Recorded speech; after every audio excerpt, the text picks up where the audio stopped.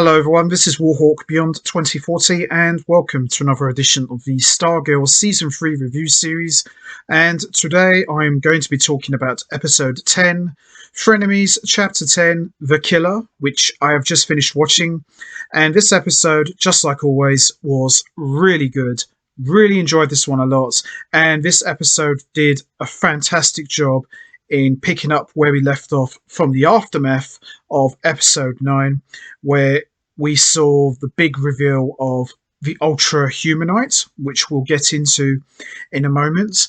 And also, in this episode, it looks like we have finally learned the true identity of the mysterious caped figure who's been watching everyone in Blue Valley.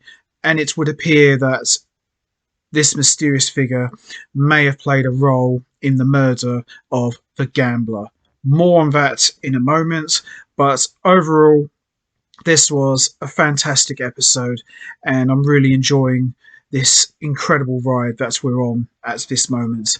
So I'm going to give a quick recap of what's happened so far, and then we're going to get straight into talking about episode 10.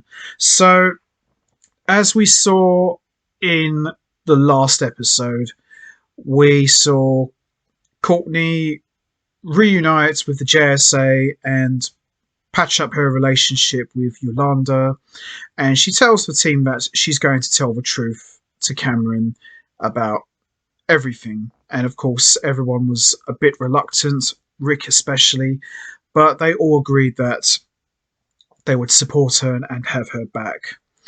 We also saw all of the JSA members take out the cameras that have been spying on everybody in Blue Valley.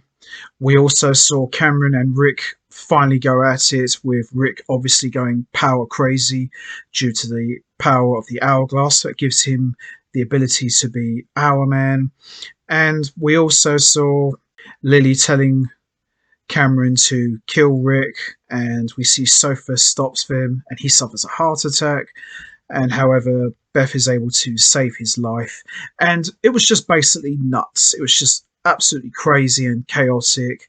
You know, everyone was just going at it. And it was a really, really good episode. And as I said, I still think episode 9 is the best episode of the entire season 3, in my opinion.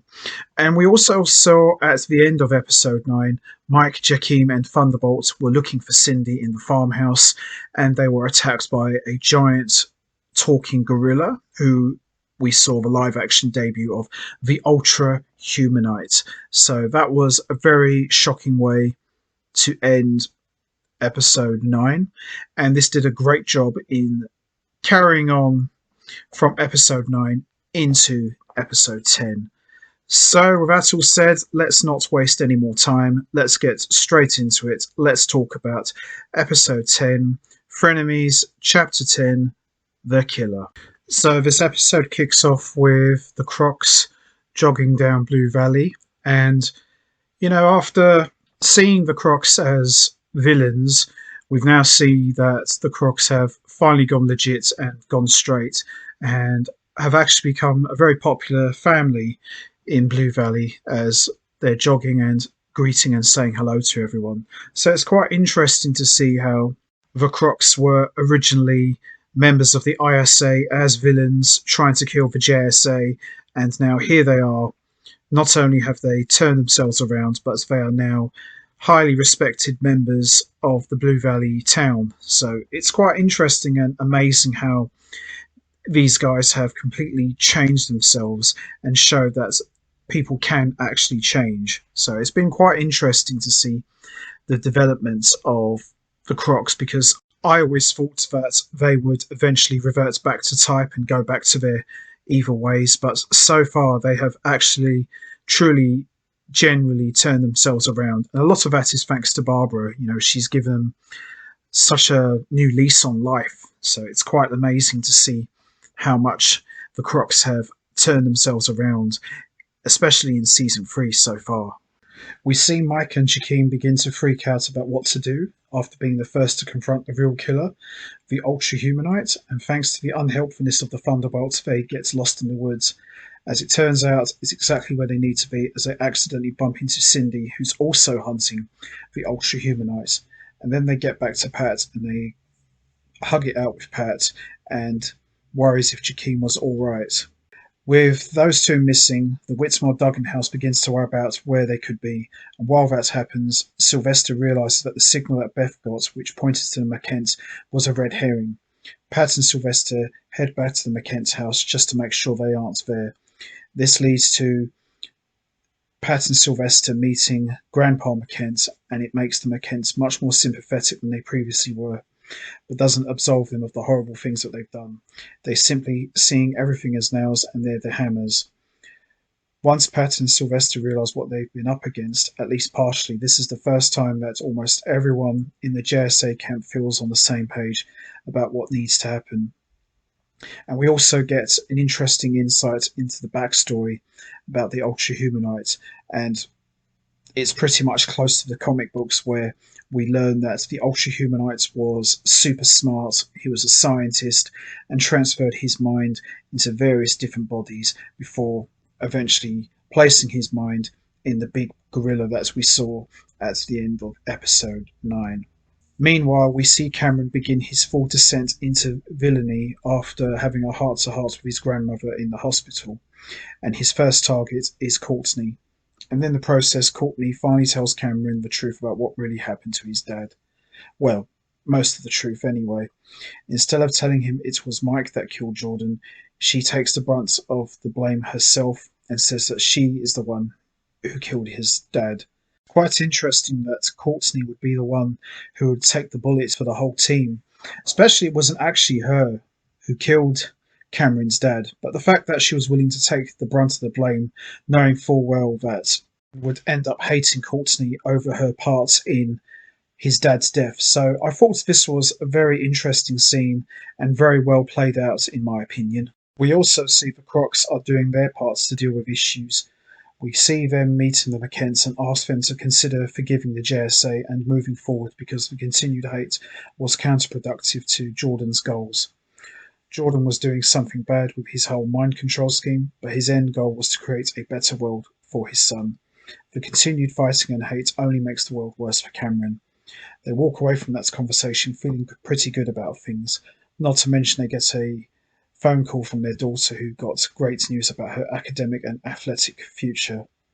But they find themselves being led into the sewer, drawn there by some flies that they were meant to see, and it leads them to the bank of monitors where the mysterious figure who has been watching everyone from Blue Valley. The mysterious watcher is then revealed to be none other than the Icicle himself, and Jordan McKent is alive and very much well. He quickly makes quick work of the Crocs by freezing them to death and allowing them a few final moments of being together before he makes them explode into 1,000 pieces. Wow. Very, very dark scene, in my opinion, and a chilling way, no pun intended, to end this episode. So now that Icicle is alive and well, it looks like he was the one who was behind the murder of the gambler, or maybe he put Ultra Humanite to the job. But either way, it looks like he is back, and that's bad news for the JSA and everyone in Blue Valley. So overall, I thought this was a fantastic episode. I thought it was very good. We saw the Crocs get their redemption, try and patch things up with the McKents and all of the JSA, and also seeing them get murdered the way they did, really brought their whole redemption arc full circle. I personally wouldn't have liked to have seen them get killed off. I would have liked to have seen them maybe lived, but it is what it is. But I thought the Crocs really turned themselves around from being the biggest villains of the series to now becoming the biggest heroes of the series, even though I had my doubts that maybe they might turn again. But I thought this was a very well done episode and really did a good job in surprising everyone that the killer is none other than the Icicle, aka Jordan McKent. But we'll have to see, really. But I thought this was an excellent episode. So that's going to be it for me. I am going to wrap this up now. What was your thoughts on episode 10? Did you enjoy it? how did you react to the caped figure being the Icicle, aka Jordan McKenz? Are you surprised he is still alive? How do you think he survived? And also, how did you feel about the Crocs getting killed off? Do you think they should have lived? And also, do you think it was a bit too soon killing them off, or do you think maybe they should have had a bit more time? You know what to do, guys. Hit the like button, hit the subscribe button, leave your thoughts and comments down below, and I will see all of you next time for another edition of the Stargirl Season 3 review series, where I am going to be talking about episode 11, which I am very much looking forward to talking about, especially with the way this episode ended on a chilling note. I think it's going to shape up for an epic episode 11, and I'm really looking forward to seeing how all of this is going to play out. So until next time, take care, everybody, and stay safe. And once again, as always, much appreciated. Thanks for listening.